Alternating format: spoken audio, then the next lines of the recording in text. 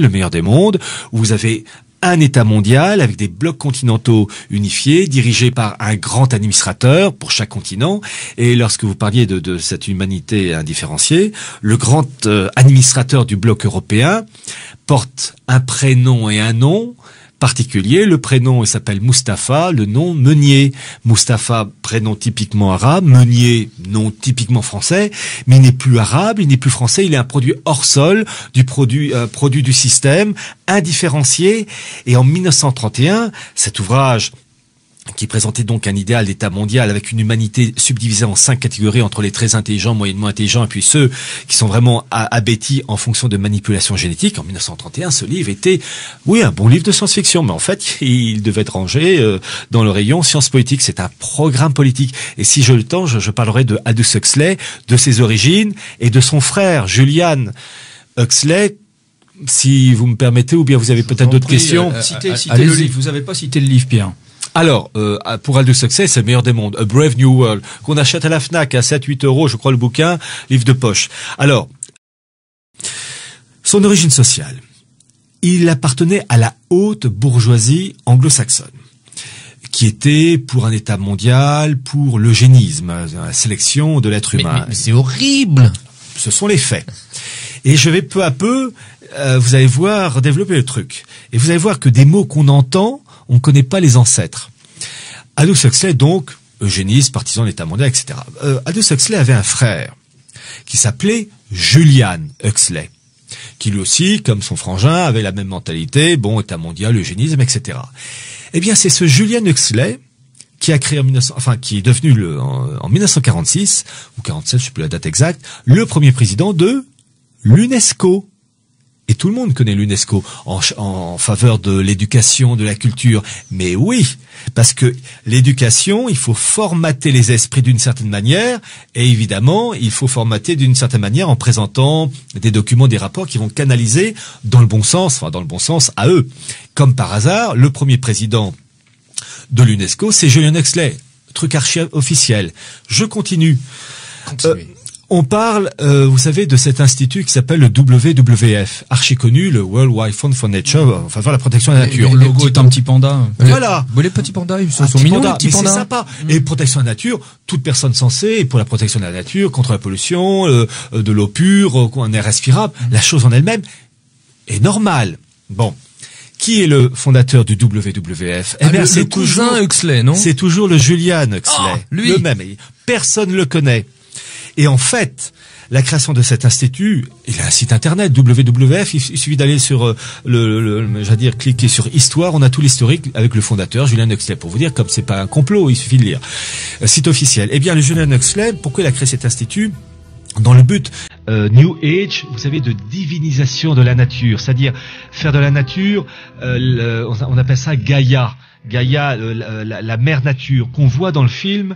Et juste au moment où je parle du film. Normalement, le nom vous échappe à ce moment-là. Hein. On a, vous savez, tous les personnages en bleu. Il est sorti il y a un an. Avatar, voilà. Un point pour Gérard Vaudin. Bravo. Eh ben, Avatar, c'est l'exemple type d'une tribu qui a pour dieu un arbre, qui est lié à la nature. C'est cet idéal de divinisation de la nature. C'est typiquement New Age mondialiste. Et très rapidement pour le fameux Julian Huxley, donc premier président de l'UNESCO, fondateur du WWF, qui divinise la nature, qui a été le premier président du WWF, eh bien, le mari de la reine des Pays-Bas de l'époque, à l'époque il s'appelait la reine Juliana, son mari s'appelait le prince Bernhard, et qui a été aussi le premier président du Bilderberg, autre institut mondialiste. Donc on retrouve toujours les cousins, les copains, des liens soit familiaux, soit des liens professionnels. Et c'est archi officiel. Vous allez sur le site du WWF et vous avez toute la liste des présidents, dont le prince Bernhard, qui ensuite a eu comme successeur, un des successeurs, le mari de la reine d'Angleterre, le prince Philippe. Et je demande aux auditeurs d'être très attentifs. Les familles royales anglaises et hollandaises sont très puissantes. Il ne faut pas voir uniquement le carrosse et puis la main qu'on agite devant le bon peuple. Ce sont des familles liées au mondialisme, richissimes, et le cousin, c'est un peu petit détail, le cousin de la reine d'Angleterre, donc Elisabeth II, le cousin qui s'appelle Michael de Kent, et le grand patron de la franc-maçonnerie anglaise.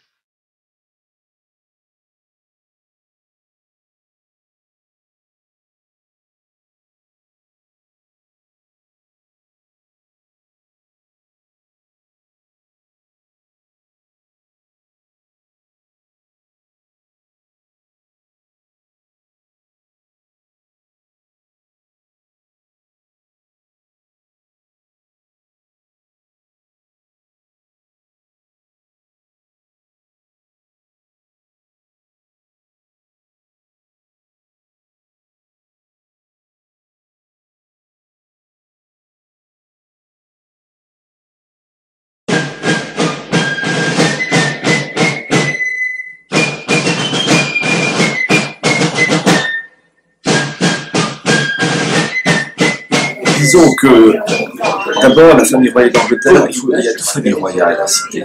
La famille royale d'Angleterre et la famille royale des Pays-Bas. Ce sont deux familles très liées par l'histoire et par des liens familiaux. Très liés, ils sont très riches. Quand on a l'argent, on a le pouvoir. Bon. Je rappelle que le premier patron de Bilderberg, c'était le prince Bernhard, qui était, enfin qui est mort maintenant, mais qui était qui est le grand-père du roi des Pays-Bas actuel. Je ne sais plus comment il s'appelle, Alexander, enfin peu importe. Donc le premier patron de Bilderberg, Prince Bernhard, qui était donc à l'époque le mari de la reine Juliana, reine des Pays-Bas. Donc déjà, on voit que c'est pas n'importe qui. Dans le cas de l'Angleterre, la famille royale d'Angleterre est très liée à l'oligarchie, à la maçonnerie. Je crois d'ailleurs qu'un des membres de la famille royale, Bacon, qui ressemble déjà physiquement énormément à Nicolas II de Russie, parce qu'à cause des liens génétiques des mariages, est le grand patron, ou il n'est plus, parce que raison d'âge, je ne sais plus, mais il a été ou il est toujours grand patron de la maçonnerie anglaise. La reine d'Angleterre, évidemment, en fait partie, ne serait-ce que par la trompe d'esprit. Des liens financiers, des liens maçonniques. Lorsque la reine d'Angleterre, il y a un an de ça, a eu des problèmes intestinaux, ça arrive à tout le monde. En gros, pour parler familièrement, la reine d'Angleterre faisait de la peinture au pistolet. Bon. Royale, peinture au pistolet, mais ça, bref, c'était la courante. Vu son âge, direction l'hôpital. Bon, elle est restée 48, 72 heures en observation, vu son âge, ça se tournait bien. Mais, chose très intéressante, elle avait, vu son rang, c'est normal, c'est tout roi ou reine, elle avait une sorte d'infirmière particulière et qui l'a accompagnée lorsqu'elle est sortie de l'hôpital. Et c'est sorti, enfin la photo a été dans tous les journaux anglais, des Libelles, des Télégraphes, etc. La tête de l'infirmière était atroce, une femme de 45-50 ans qu'on voit, enfin qu'on verrait dans les films de bourreaux nazis, vous savez, le sourire sadique, vraiment pitié, je ne veux pas être soigné par elle. Bon. Mais c'est surtout la ceinture qu'elle avait à la taille, cette infirmière. C'était des emblèmes maçonniques. Mais quand je dis emblèmes maçonniques, vous savez que l'équerre et le compas, ça se voyait déjà rien qu'en regardant la photo, puis en agrandissant, on la voyait encore mieux, mais même en la voyant tout simplement. Et donc c'était très amusant, si on peut dire, de voir ce détail, la reine d'Angleterre qui était accompagnée par une infirmière particulière, enfin spéciale, qui lui était dévouée, et qui avait comme emblème la maçonnerie. Donc la famille royale d'Angleterre est très puissante, elle est très liée à toute cette oligarchie. N'oubliez pas que le prince Philippe donne un surnom à la monarchie anglaise, il l'appelle la firme, parce que c'est une entreprise qui rapporte de l'argent.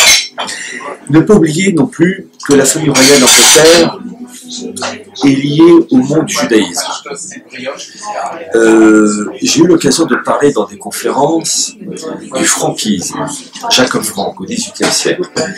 Le judaïsme joue un très grand rôle dans le combat contre le catholicisme. Théoriquement, ils ont gagné. J'ai dit théoriquement. Et le franquisme, Jacob Frank, c'est ce juif polonais qui s'est officiellement converti au catholicisme, mais faussement converti au catholicisme. Et vous allez voir le lien. D'abord, il y a la monarchie française. Maran, c'est ça? Ah, Maran, c'est pour l'Espagne. Je crois que Maran, c'est pour les juifs faussement convertis au catholicisme. Je crois, à vérifier, que Maran veut dire cochon. Ah oui? Oui. Donc, surtout c'est une viande impure pour les juifs. Donc, oui. Bref. Et vous allez voir les liens du franquisme avec la monarchie française et la monarchie britannique.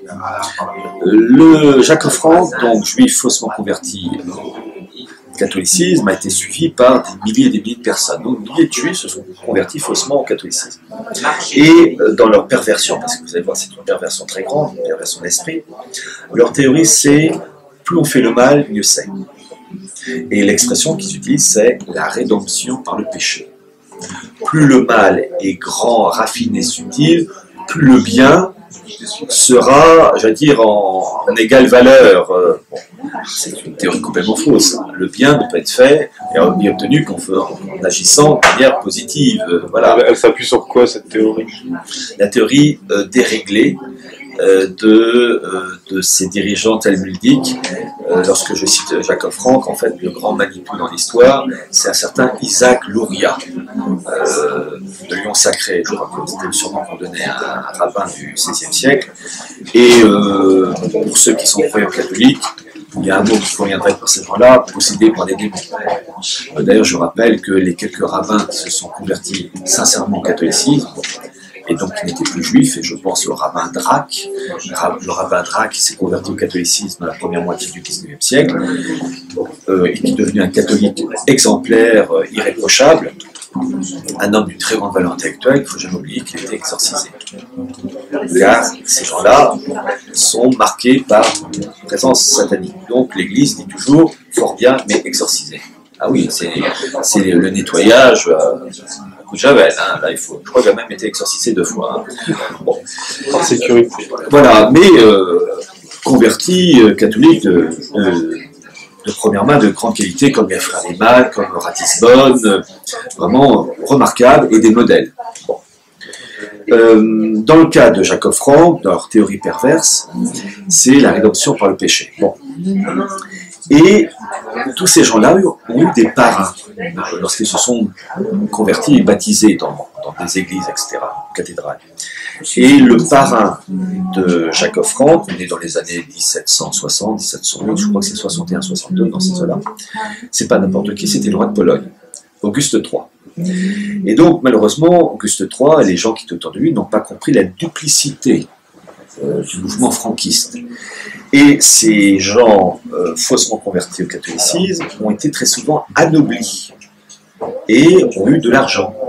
Donc ils ont occupé des postes clés. Ils ont donc pourri la société polonaise et la cour de Pologne. Je dis ça parce que parmi tous ces gens qui se sont faussement convertis au catholicisme et qui ont été anoblis, vous avez une famille qui s'appelle la famille Brzezinski.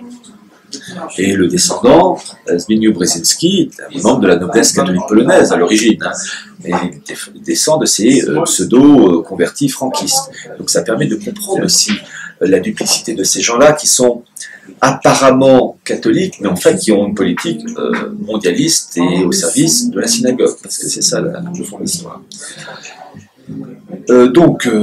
Jacob Frank s'est faussement converti, il a eu comme parrain Auguste III de Pologne, mais Auguste III de Pologne c'était qui? Outre le fait qu'il était le roi de Pologne, c'était le grand-père de Louis XVI et de Louis XVIII de Charles X, puisque sa fille, Marie-Joseph de Saxe, a épousé l'héritier du trône, le fils de Louis XV, et la femme est très importante parce que c'est la femme qui transmet l'âme du foyer, les qualités, des défauts, et on ne transmet pas uniquement son ADN, on transmet son origine sociale et ses idées. Alors quand vous pensez de manière tordue, vous transmettez à vos enfants vos manières tordues, vos vices, au même titre que si vous avez des qualités morales, de droiture innées, vous transmettez aussi ces qualités. L'enfant, le bébé, est imprégné d'une atmosphère. Quand elle est bonne, c'est merveilleux. Quand elle est mauvaise, ça est pareil, mais imprégné. Donc vraiment des conséquences énormes, et on comprend beaucoup mieux le comportement de Louis XVI qui a eu des comportements illogiques en tant que roi catholique. Et c'est pas pour rien que, par exemple, Louis XVI a payé sur sa cassette personnelle les réparations de la synagogue de Metz. Une chose qu'il n'aurait jamais dû faire en tant que roi de France et venu dans la crise, puisque la synagogue est l'ennemi du catholicisme. Donc il y a des choses illogiques, même si à la fin, Louis XVI s'est récupéré de manière admirable. Là, c'est une faute. Bon. Ces franquistes qui ont été essentiellement la noblesse polonaise, il y a eu quelques-uns parmi la noblesse allemande et quelques-uns parmi la noblesse de Bohême et de Moravie. Et vous allez voir les liens en particulier avec l'Angleterre, et je vais arriver à la monarchie britannique, mais il faut parler des intermédiaires. C'est que vous avez eu parmi ceux qui se sont convertis faussement, la famille, je crois qu'elle s'appelait Cowton, dont une des femmes de la noblesse a été dame d'honneur de la tsarine, voilà, au début du XIXe siècle. Et elle s'est mariée avec un autre franquiste qui s'appelait Battenberg. Les Battenberg, qui étaient aussi donc des franquistes faussement convertis au catholicisme. Et ces Battenberg, au XIXe siècle, ont émigré et se sont installés en Angleterre. Et ils ont changé leur nom. Batten n'a pas changé, B-A-2-T-E-N, mais Berg en allemand a été traduit en anglais par Mount, M-O-U-N-T. Ils sont devenus les Mountbatten. Vous voyez tout de suite les liens avec la famille royale d'Angleterre. Et donc on voit que la famille d'Angleterre, génétiquement, descend en partie, entre autres, de cette branche franquiste, avec toutes les idées frelatées qui vont avec. Donc on comprend beaucoup mieux la marche du mondialisme. Vous savez, pour faire le mal, il ne faut pas le faire toujours à l'état pur, il faut le diluer avec du bien. Donc il y a des côtés positifs, plaisant la monarchie anglaise, qui en impose par apparemment une certaine rigueur, tout le tralala qui va avec, puis en même temps le poison qui diffusait, et qui se diffuse et qui empoisonne vraiment. Voilà. Donc il faut connaître l'influence du franquisme dans la monarchie britannique. Et puis je rajoute un autre élément, et là je vais donner les deux sources.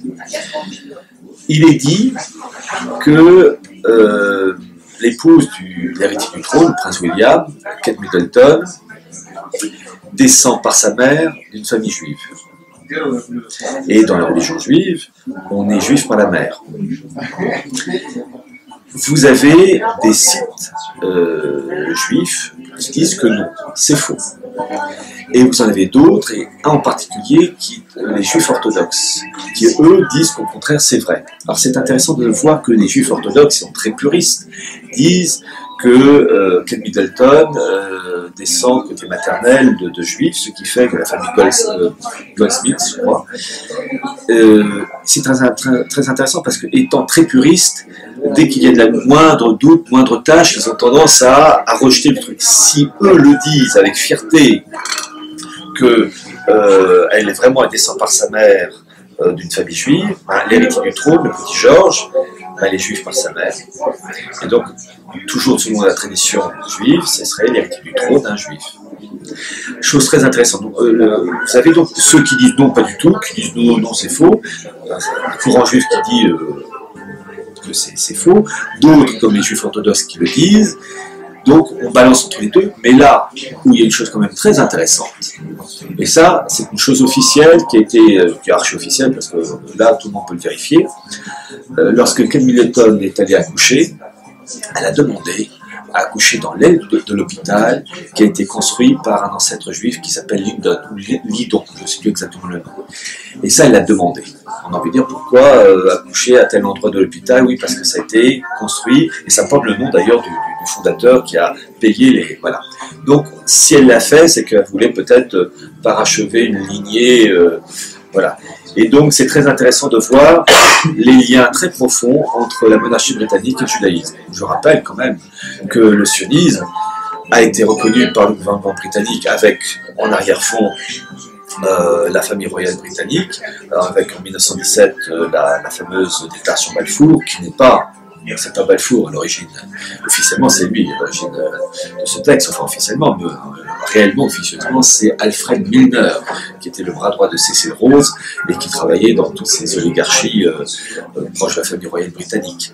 Et il faut se rappeler que la déclaration Balfour, qui devrait donc en fait s'appeler déclaration Milner, a été adressée au représentant sioniste anglais Rothschild, lui-même qui était chapeauté par la Fédération mondiale sioniste de l'époque, dirigée par un certain Chaim Weizmann, qui en 1948 est devenu le premier président de l'État d'Israël.